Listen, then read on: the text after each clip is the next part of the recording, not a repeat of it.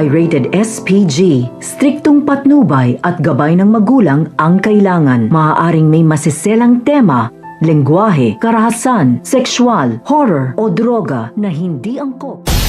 Sa kabila nga ng kasamaan nga nito ni Zoe, ay mas gusto pa nga nito ni Lynette na imbitahan nga itong si Zoe sa kanilang bahay para nga dito nga kay Doc Benitez. Subalit nagdududa naman nga itong sina Chang Susan at si Josa kung bakit gusto pa nga nito ni Lynette na imbitahan ito samantalang napakasama naman nga raw ng ugali nga nito. Hindi naman nga makasabat itong si Doc Benitez kahit gustong gusto niya na nga na ipagtanggol ang kanyang anak. Subalit itinatago niya na nga lang ito upang sa gayon hindi nga siya mabisto ni Lynette dahil kapag nangyari ito, malaking kaguluhan na posibilidad din na iwanan niya na nga ito si Doc Benitez. Sa kabilang banda naman ay papatawag na nga ng mga abogado ang mga tanyag at kabilang na nga rin ang anak nga nito ni Giselle.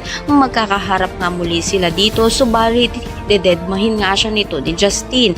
Malalaman na nga nito ni Moira na hindi nga pinamanahan nga nito ni Lolo Pepe itong si Zoe. Magugulantang nga itong sina Giselle, Doc Tanyag at si Annalyn kung bakit nga ba hindi pinamanahan nga nito ni Lolo Pepe itong si Zoe.